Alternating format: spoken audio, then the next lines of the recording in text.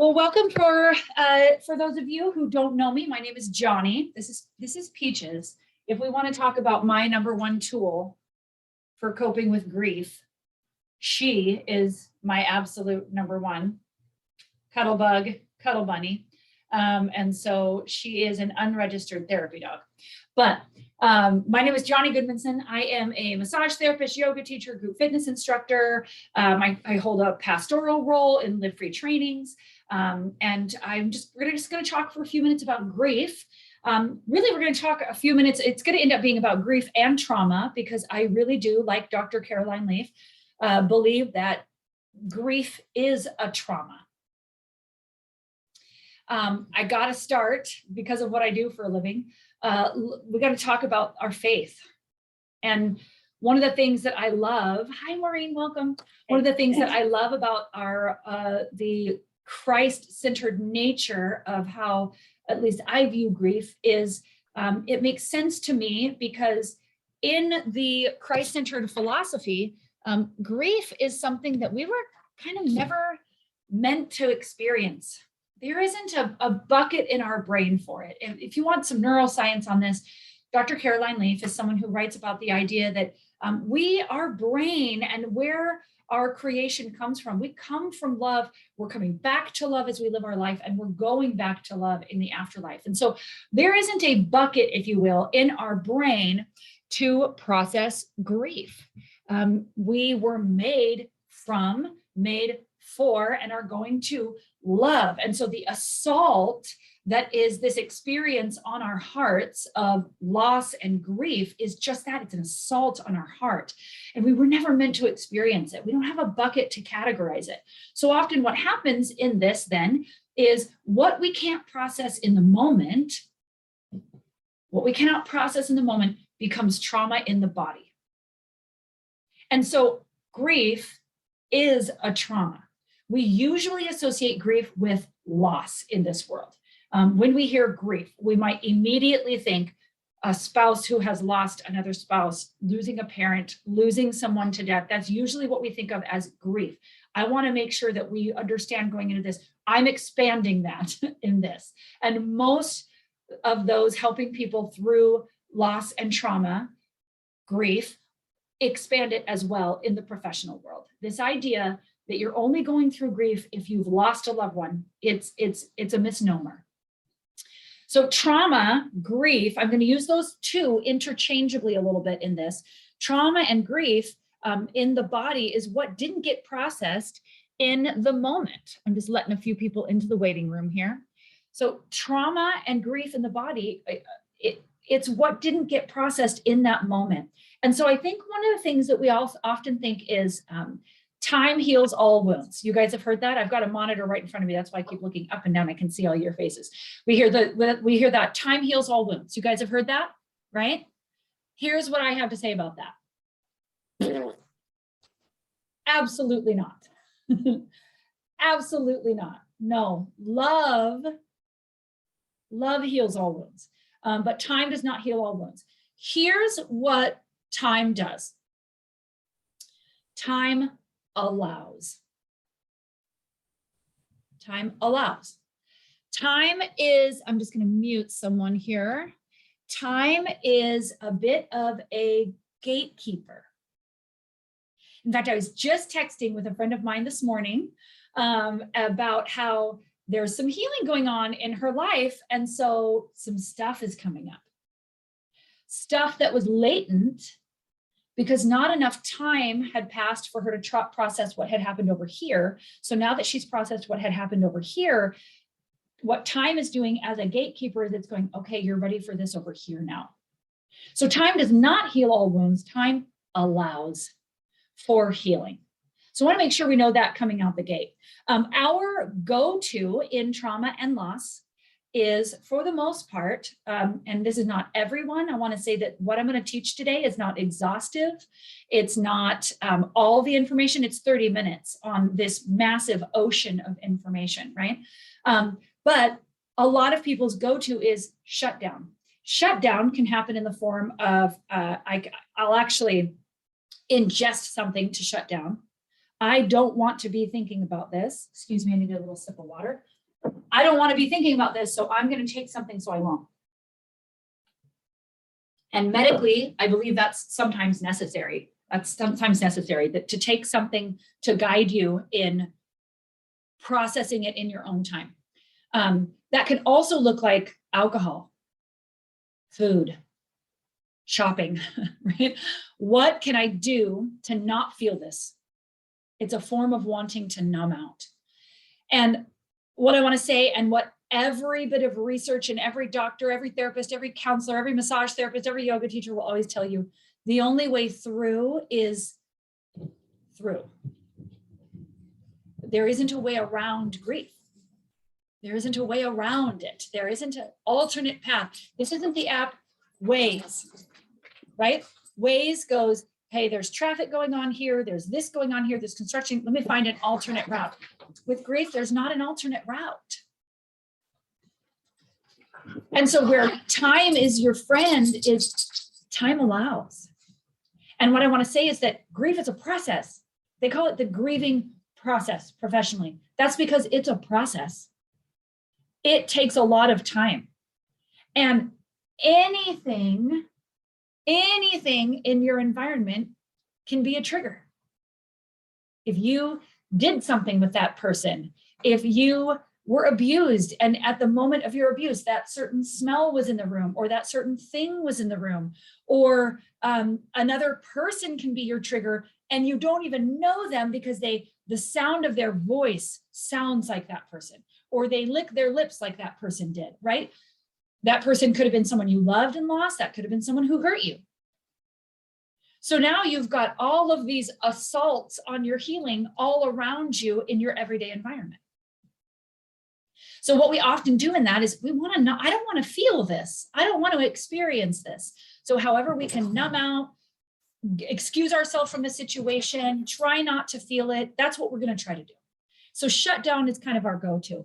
So what's happening in our brain is that your brain stem back here, very, very back bottom, just above your spine, your brain stem at all times is taking in information. And then it's involving the higher brain centers for you to think, respond, decide what to do, all those things. And there's generally, Dr. Stephen Porges, if you guys have ever heard of him, he's the one who's kind of made famous the Polyvagal Theory. Some credit him for discovering it, some don't. But one of the things that he says is what happens when we're struggling with unprocessed grief and trauma is that ability will sometimes start to shut down. And we'll no longer be able to, what he calls social engagement. We'll no longer be able to have healthy social engagement. We'll become closed off and defensive. We start to go into two different responses in that with unprocessed things. One is fight or flight, which we're very familiar with. We're very comfortable with. For some of you who have taken my classes for very long, we know it's the sympathetic nervous system is where we fight or flight. We fight or we flee. We get out of the situation. And often, if you could do one of those things in the grief or the loss, you negotiated it, right? You negotiated it. You'll be able to process some of it. You were able to get away or you were able to fight. You were able to respond. The third, though, is complete shutdown because you weren't able to get out or to respond. So you froze. That is more the parasympathetic nervous system that's involved in that. So it's not just this, I'm stressed or I'm not stressed. It's not that simple. Polyvagal theory involves the vagus nerve, which is called the wanderer. It comes out of the base of your spine and wanders all over your body and has a lot of roles in how we respond to things. And so there's lots of information. YouTube is a sea of information. If you search polyvagal theory, you'll find lots of information on that. But it's this multi-pronged way that our body approaches stress, trauma, and grief. And this can be while we're experiencing it or long, long after we've experienced it. So what happens is if we can't get away, if we can't flee, or if we froze, our central nervous system is taking over. I want to make it clear, this is not a voluntary process. It's not voluntary, it's reflexive. And that is wonderful, right? Once you're out of the stress, we then need to retrain our nervous system. But when you're in the stress, when you're in the grief, when you're in the trauma, when you're in the loss, it's wonderful. It's our body's protection mechanism to go, here's your ceiling, you just hit it. We're going to get you through this. Okay. Problem is, when you're out of the situation, you are often still responding that way. And so that's where talk therapy, yoga, body work, sometimes medication, medical intervention for some, right? That's where those things come in and go, okay, that situation is over, but it left an imprint on you because you experienced it in your body. I think we often think we experience things in here. Any chronic, ridiculous, chronic Olympic level overthinkers like me in this class, anybody raise your hand? I'm like, you guys, Olympic level. Okay, I would be standing on the top of the platform with the gold waving, like Olympic level overthinker I am. And so what happened is I experienced that in my body, that central nervous system response that then kicked off cascades of different hormones and adrenaline and cortisol and all these things. That all happened in me. So when I, outside of that experience, try to just deal with it by talking about it, I'm not going to be able to deal with it fully. I have to process it in my body. Okay, so enter your loving yoga teacher, right? I'm going to take off my neuroscience hat and I'm going to put on my yoga teacher hat. There are so many different types of grief we can feel, right? So this, again, I'm going to repeat for some of you who weren't able to join us on time. Grief and trauma, I'm going to use that word interchangeably because from a Christ-centered perspective, which is how I teach my yoga classes, we were never made to experience this. We were created from love, experiencing love in our relationship with God right now, hoping to experience that with others around us and ourselves, and then we're going back to love. So I can put any type of loss in that category of grief. Again, I think when we think grief, we immediately think person. I lost a person. Grief is a spectrum of loss. So there are many different types of grief. Material loss. I remember my sister as a teenager, they experienced a fire in their house and she lost everything. And her behavior, one of the things that she did led to the fire. And so she lost everything. It was not intentional on her part. My goodness, it wasn't intentional, right? So that's a form of grief and loss that she needs to process. That's material loss. Now that's extreme material loss, right? But still, it's material loss. Marital loss. You don't have to have a spouse die. Experiencing a divorce is a type of death. You're experiencing death when you experience a divorce on many levels. You're experiencing the death of who you two were going to be. You're experiencing the death of who you were going to be. You're experiencing the death of the experiences you had hoped for in the future with that person. Divorce is a loss on so many levels. It is traumatic. Yes, it's traumatic for kids. We know that, right? But it's traumatic for the people who experience it, even if the divorce is a relief. Does that make sense? Give me a thumbs up. Yes. Tracking with me. Awesome. Thank you. Professional loss, right? Having a job that you loved, right? Experiencing it being wonderful and then that changed, right? So professional loss is a thing. Family loss. And this can include, again, death, but I don't want to just have death be the only thing. Me and my sisters are people in my family where we've said, hey, the buck stops here. All the dysfunction stops here. My mom had borderline personality disorder, schizoaffective disorder. She was a drug addict. She had severe degenerative scoliosis. She was also addicted to opioids, right? All these things. So when we decided we're going to get healthy, there was some family loss there where we were no longer able to, in a healthy way, interact with certain family members. So there's not a death, but there is loss, healthy loss. See, there's a healthy loss, but it's still loss. That's another form of grief we can have. Friends, loss of friends, right?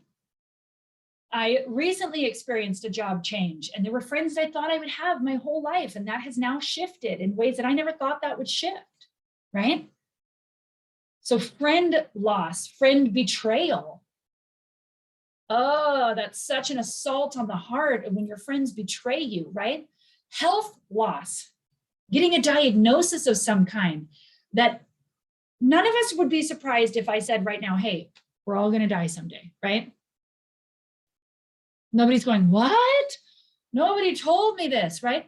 Although there is yet still this assault when we hear the word cancer, MS, right? We hear these words that go, this is going to change everything in my life.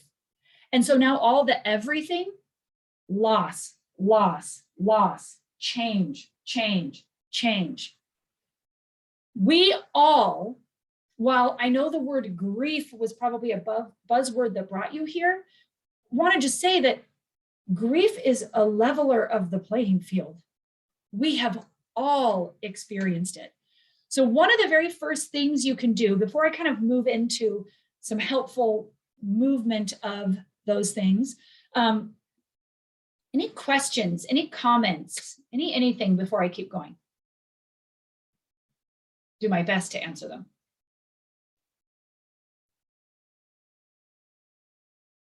Okay. Oh, go ahead, Carol.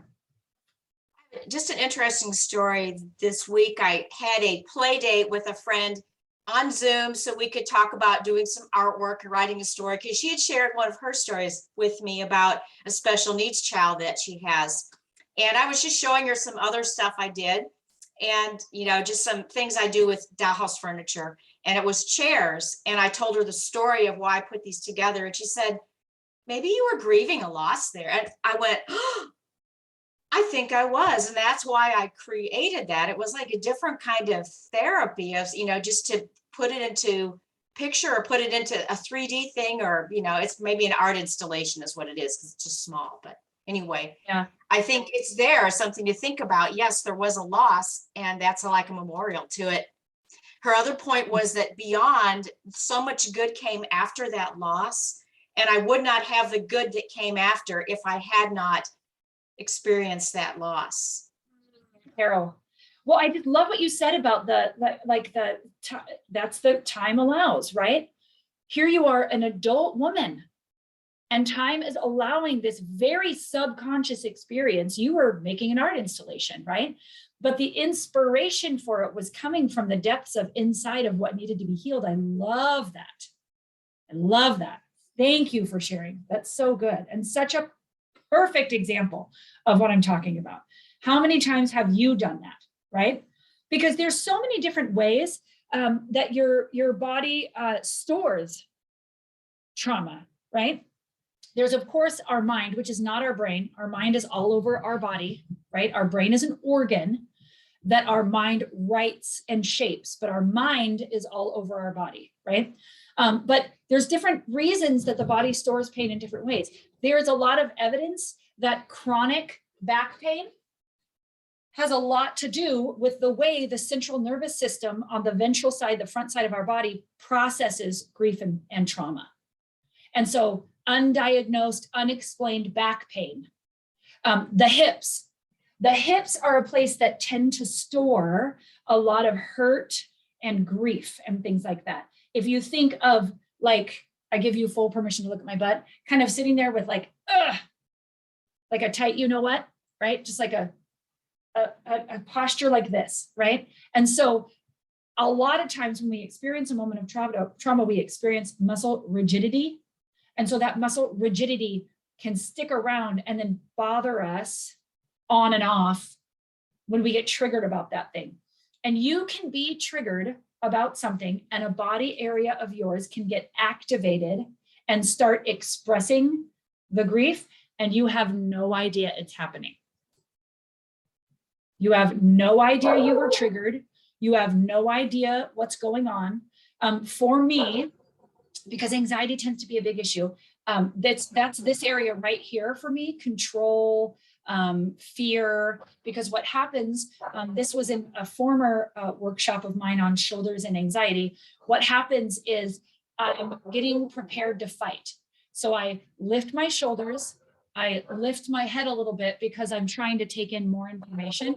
And before I know it, I'm standing in the grocery store, seemingly very neutral, what's the word? Benign, nothing's really happened. And I'm standing there like this. And I start to think, why does my neck hurt? And then I go, oh, right? And I kind of do one of these things. And I'm like, geez, why am I so tense? Well, for me, as one who was raised without food most of my life, we often went hungry. Grocery store, getting groceries, grocery shopping, making grocery lists, making dinner for my family, that has been something that has been a very stressful thing for me my whole life. And so going to the grocery store, didn't even realize it until I was in my 40s, you guys. And I'm only 42. So I'm just now coming to some of these realizations that the grocery store triggers me. So I arrange my day around going at a time when it's not stressful, going at a time when there's not a lot of lines, making sure I'm very prepared with a list so that I can get in and out quickly. I organize my list as the grocery store is organized. Dairy, meat, produce, because I found I was wandering aimlessly around and I was there for like 2 hours. Anybody else? I actually, now that I know this, have found this to be a very common thing. I didn't know it. I didn't know it was a common thing. I had no idea it was happening. So that's how it gets stored in our body. So let's kind of talk about some of the things we can do about that with specificity to yoga. There's different stages of grief, and you're sometimes ready for different things at different times. And so I want to say there's heart opening yoga, and there's cocooning in yoga for grief. Okay, so here's what I mean. When you want to cocoon in for grief, I'm going to kind of change the view of my camera here and zoom in. When you are looking to cocoon in for grief, you're doing just that. You're creating a barrier around the most vulnerable area of your body. The most vulnerable area of your body is your face, your neck, your chest, and your gut. So from your forehead to your pubic bone on the front side of the body, this is the most vulnerable. If you think of reflexes, like if someone threw a baseball, in your reflex to protect, you wouldn't go like this, right? You wouldn't heart open. You're making all that vulnerable. No, if somebody threw a baseball at you, you'd go like this. You would tuck your face in, you would tuck your chest in, you would tuck your abdomen in, right? This is the most vulnerable. So in dealing with grief, what you want to do is you want to cocoon in. If you're in that stage of, I want to shut down, I have no capacity for this, I don't want to feel this, but I want it to go away, and you're to the stage of your grief where you're aware of that, you want to do cocooning in type poses, a cocooning in type flow. So one of those poses is child's pose. That's simply your knees on the ground, your feet on the ground, your hips on your feet, and then you cocoon in. One of the beautiful ways to cocoon in, so I've got all kinds of props and supports here I wanted to show you. One of the beautiful ways to cocoon in is a bolster of some kind. So this is just a big, fluffy, oversized pillow. I actually don't like how hard yoga bolsters are. It's just not my jam. And they're overly and unnecessarily expensive. Here's my #1 grief and trauma tool right here. I introduced her before we hit record. See, so she's my little trauma mama, and this is why we bond. See, she won't let me pick her up. Whoop, jumps away because she experienced trauma like I have. And so there is this, I want to be by you constantly, but don't touch me, don't pick me up. I want to be by you constantly, but don't touch me, don't pick me up, right? So it has to be on her terms, and that's what you do with someone who's experienced grief, is you give them the holy space of it being on their terms. Sorry, brief interruption. This is Peaches. Back to the grief and the pillow. I don't like yoga bolsters because they're really hard and they're really expensive unnecessarily. So this I got from Target. It's an oversized couch pillow. It's very soft.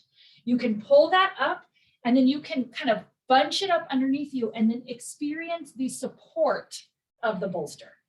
More cocooning in poses are all of your forward folds. So for those of you who are inexperienced with yoga, a forward fold is where you literally fold yourself forward. I don't have to explain it any more than that. You sit up nice and tall. Generally with all these poses, you want to keep a straighter spine so that you don't hurt yourself, but it is not wrong or bad to go ahead and pull a bolster up into your lap and then just round over it. Round over it. You can do that with closed legs. You can do that with open legs. Now, depending on the type of trauma one experienced, if it was a violation of some kind to your body physically, like rape or something like that, this might not be a comfortable experience for you. So that's just something you want to consider for your own body. But again, you're just going to pull that bolster up and you're going to round out and over the support. Because what's happening in these cocooning in poses is you're very close to the ground and you're feeling the support of the ground under you. You're feeling that support because what you want to do when you're physically trying to process through grief and you are physically trying to work through this, you want to create safety. I wrote a trauma sensitive yoga training, and that's the thing that I just kept telling them over and over and over again. Safety, safety, safety. You're creating safety in your class. Here's all these different ways you can create safety in your class, right? That's what you're doing, is you're creating safety. So what you're trying to do for yourself is create this cocoon and this safe place for what? What are you creating safety for? You're creating safety so that what time has allowed can start to come up. What time has allowed can start to percolate towards the surface, and where you might start to go, nope, I don't want to feel that, you might start to feel open to allowing a tear or two, allowing your heart rate to raise, allowing yourself to have it come up and remain present in it.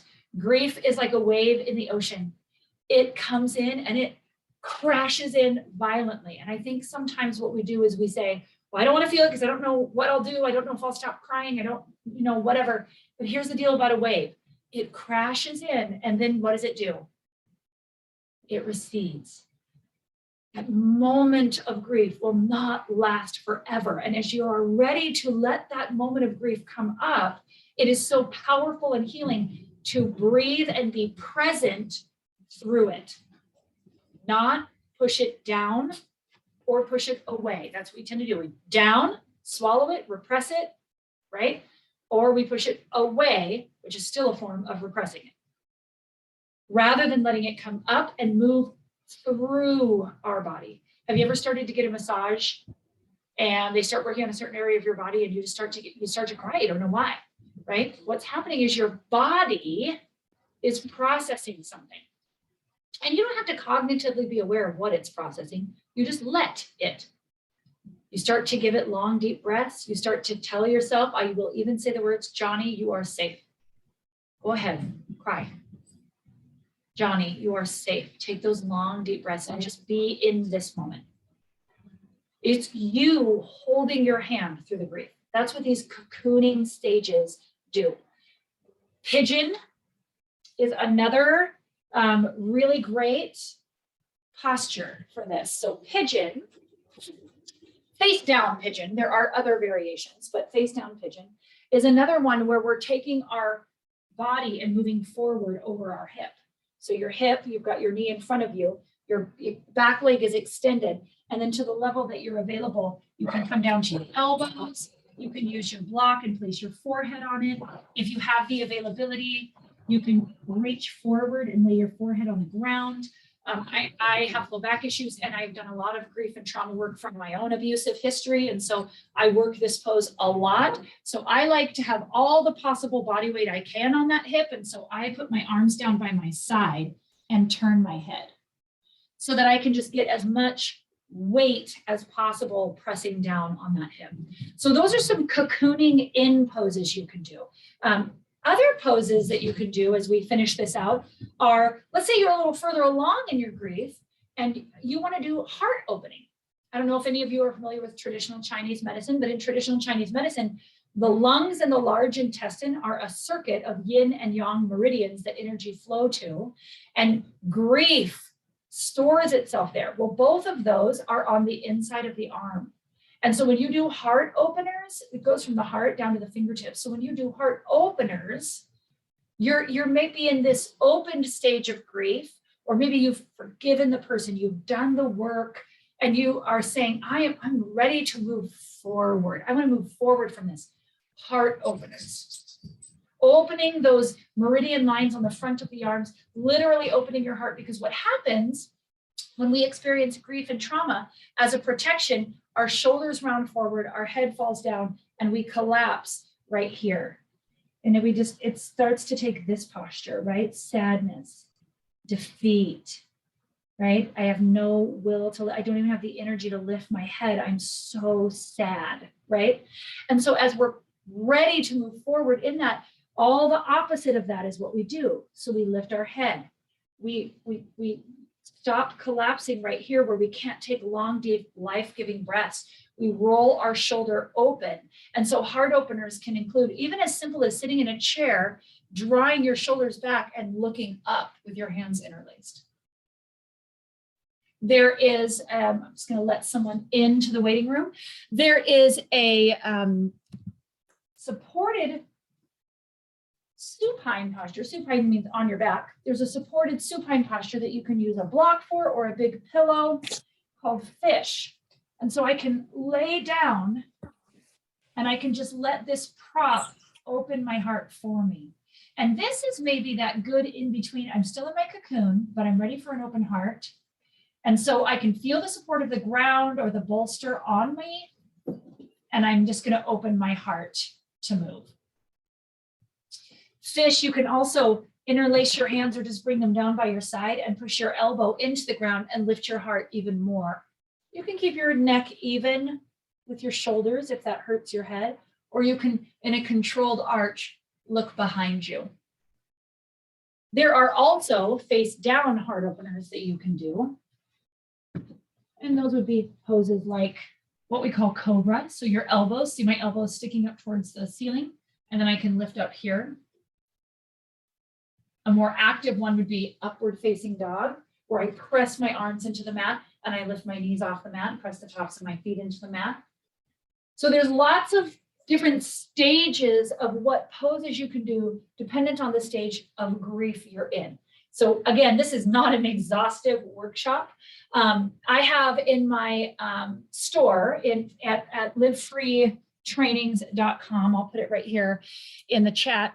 I have in my store, there was a period of time a while ago that I did an 1.5 hour hips and grief workshop. And you can, for $10, go into the store, you can purchase that. If you are not in the recording right now, I will make sure you guys get the link in the email that I send the recording out for.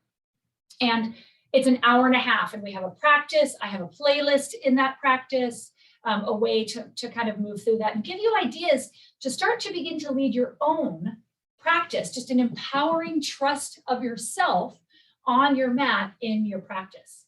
So I just wanted to share with you. So that's just a little snippet of all my tools that I use to process grief and trauma, and just a little snippet of what's happening in your body. So I think we are at the 30-minute mark. We went just a little bit over, but I want to give just an opportunity. Does anybody have any questions before we move on today? Any questions for me?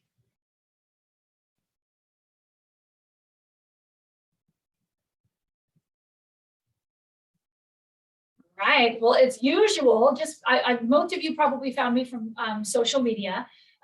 So as usual, if you want to integrate these things into your life, I do lead a subscription service where if you go to that same site, livefreetrainings.com, if you hit the subscriptions tab, you can take yoga classes with me where I help you neurologically repattern your posture. I have resistance training classes. I have Bible studies. If you say, I'd like to move with you, but I also would like to study the Bible with you, then I have a subscription service where you can move with me and study the Bible with me. And so for those of you who don't know me, again, I'm a yoga teacher, pastor, group fitness instructor, anatomy teacher, dog lover. If you start to follow me on social media, you will get a little tired of seeing my dogs.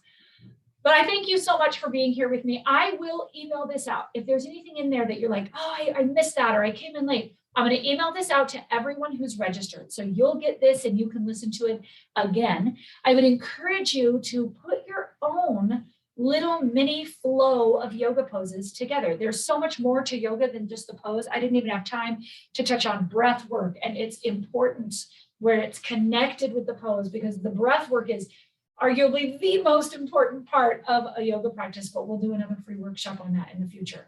So going once, going twice, any more questions before I stop recording? Any other questions for me?